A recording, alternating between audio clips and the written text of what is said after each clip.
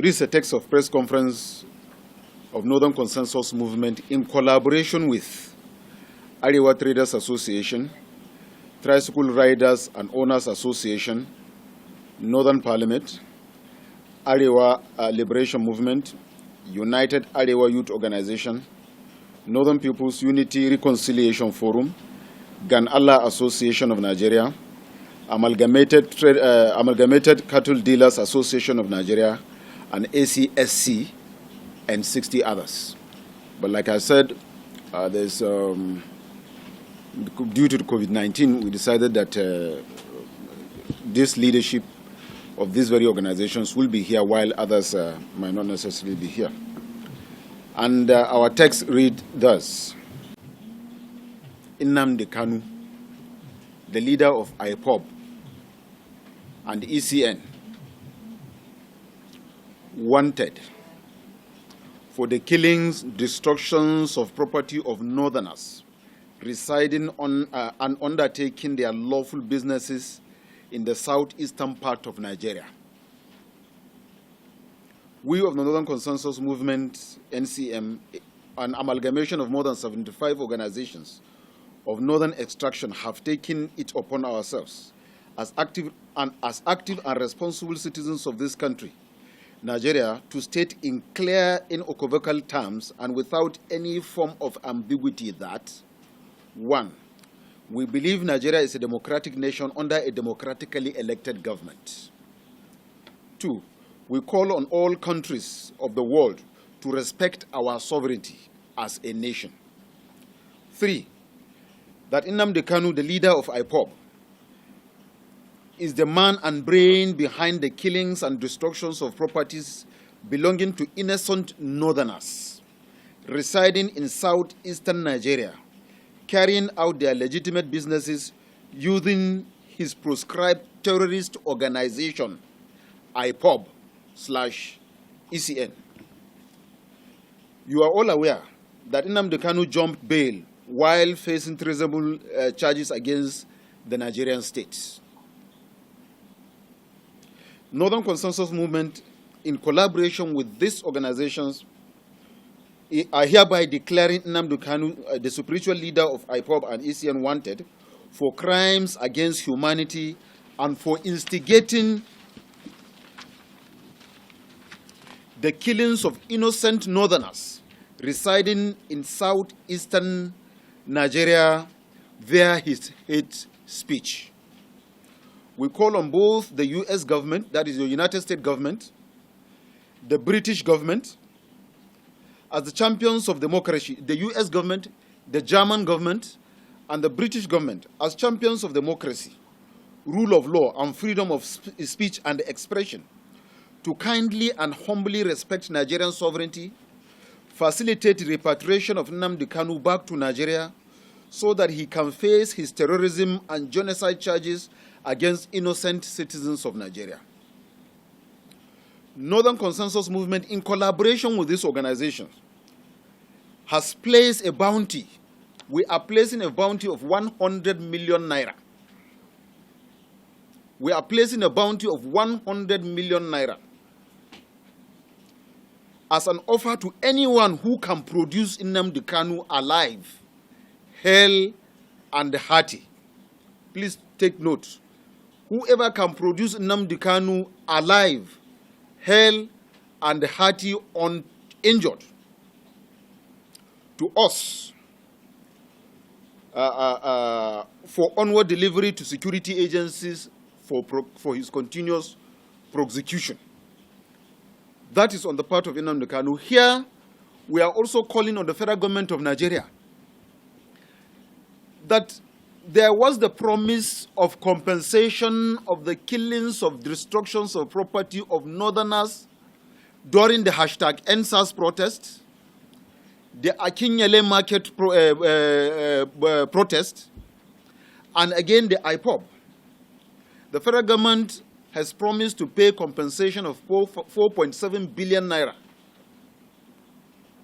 to northerners who have lost their lives, lost their properties, injured during the #EndSARS and the Sasa Akinyele market killings. But up till now, we haven't had anything. Here, we have our brothers traders. They have destroyed vehicles. They have destroyed foodstuff. Cattle were stolen alive. They were burnt alive. Everybody saw when they are burning cattle inside trucks. The cattle were struggling to find their way out of the trucks. Everybody saw it was live.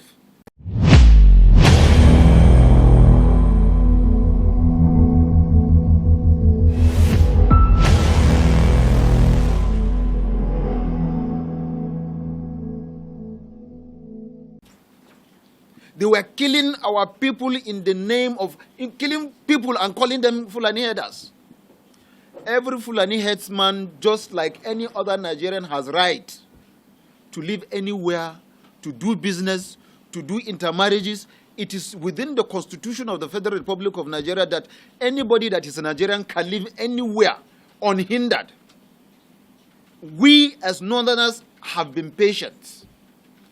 But today we are saying enough is enough of the continuous killing and destructions of our properties and our people, raping and maiming of our wives, married women, and girls that are not married. In the past, we were called parasites. Today we are declaring that we, the Northerners, are the economic heart of Nigeria. And nobody can address us as parasites. We are the economic heart of Nigeria. The oil that is so being busted on today was discovered, harnessed, and the refineries were constructed with the northern Nigerian sweat, with the northern Nigerian economy, with the northern Nigerian money. The money of granite, pyramid, and cotton was the one that was used to research, discover, and build the refineries that are some other part of Nigeria are claimed to be their own personal property. If that is the case, we also deserve, just like NNDC and Niger Delta Ministry, there should be a Northern Development Ministry that should also be given the same amount of money that is given to NNDC, because our money was the money that was used to develop the oil. That's number one. Number two, those that got education, early education from the south, southwest, and southeast, got those education from the northern economy, from our own money, from the northern sweat. And by the grace of God today, the northern Nigeria also, even if you are boosting of oil, has been discovered in Badeje village within Gombe, Bauchi, and Taraba along the Chad Basin. And that was why those people are instigating the Boko Haram, so that there will be no peace in that area for us to be able to harness the oil and others that were discovered within that area. We have a deposit of gold in Birnungwari that is more than the deposit of gold in South Africa and Ghana. And that is why we are having the banditry also in Birnungwari axis, so that we will not be allowed to harness it. Same goes to Zamfara, and that is why we are having the banditry within that axis. So we are doing enough is enough. If we will continue to coexist in Nigeria as Nigerians, the Northerners are ready to do that. That was why we have been accommodating. Today, the number of our people that have been killed and the property being destroyed in the south, southwest, and southeast, in Kanu and Kaduna alone, the number of Igbos and Yorubas that are resident in Kanu and Kaduna alone are far greater than the number of Northerners that reside in the entire south, southwest, and southeast. Also, the billions of investment of Yorubas and Igbos that is in Kaduna and Kanu alone is far greater than the investment of the entire Northerners in the south, southwest, and southeast. If you remove Bua and Dangote, those are international businessmen. So, if you think you will continue to destroy the life and properties of our people resident in your area, what if we decide to retaliate what you are doing? Who is going to be the loser? How much of investment do we have in the East? All our people that are in the East are either tomato sellers, wheelbarrow pushers, Okada riders, suya makers, shoe shiner, fingernail cutter. Those are the northerners mostly resident in the south, southwest, and southeast. But if you go to Kaduna and Kanu and other parts of northern Nigeria, an Igbo man owns a personal house with CFO. He owns a skyrocketed building that he's even renting out to even northerners themselves. You go to the remotest village, you find him having a farm of his own, his personal farmland. You don't have any northerner that owns a house in the south, southwest, or southeast. So we are saying we are ready to coexist as Nigerians. But if you think you don't want it that way, then the north is ready to be separated from the south. In fact, we have more than enough to take care of ourselves and to make northern Nigeria greater. And while you are calling for Odua Republic and calling for Biafra, we in the north will remain as Nigerians. Northern Nigeria will remain as Nigeria because we are true Nigerians.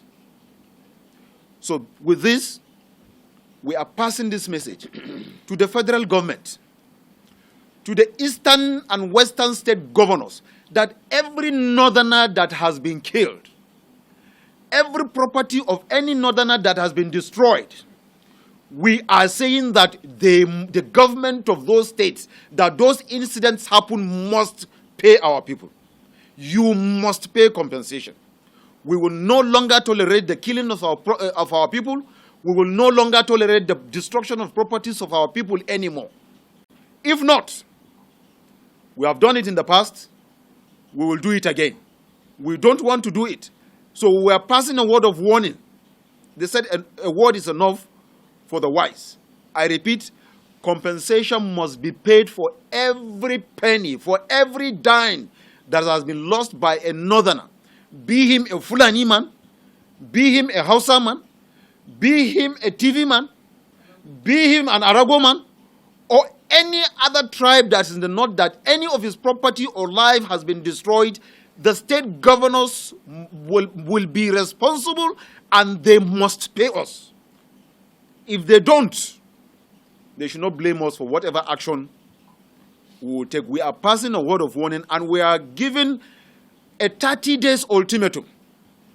From today, we are giving those state governors 30 days within which we are expecting them to act. If they don't act within 30 days, we will act. Why we call the federal government to revisit that promise of compensation of the hashtag NSAS and the Akinyele market killings of northerners. This we are declaring. And like we said, whoever can produce Nnamdi Kanu for us alive, hale and hearty, will have 100 million naira from us.